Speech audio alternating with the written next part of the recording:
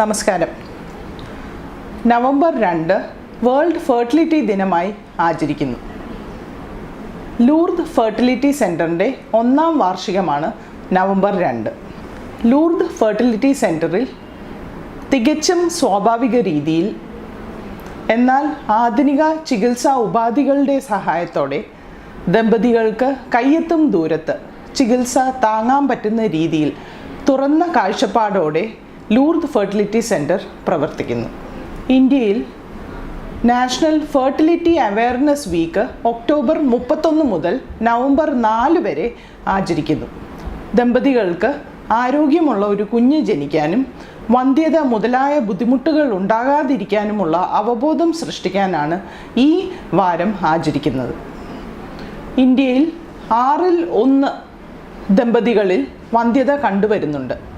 കഴിഞ്ഞ 10 വർഷത്തിൽ general fertility rate, അതായത് പ്രത്യുൽപാദന റേറ്റ് 20% ഇന്ത്യയിൽ കുറഞ്ഞിട്ടുണ്ട്.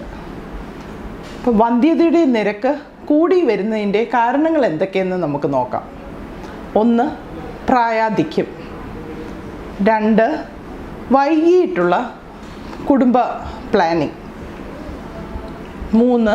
ജീവിതശൈലി രോഗങ്ങൾ. 4. അമിതമായിട്ടുള്ള ശരീരഭാരം. 5.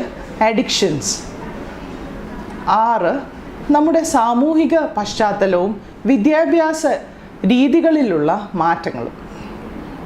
ജീവിതശൈലിയിൽ മാറ്റം വരുത്തിയാൽ വന്ധ്യതയുടെ നിരക്ക് തീർച്ചയായിട്ടും കുറയ്ക്കാൻ കഴിയും.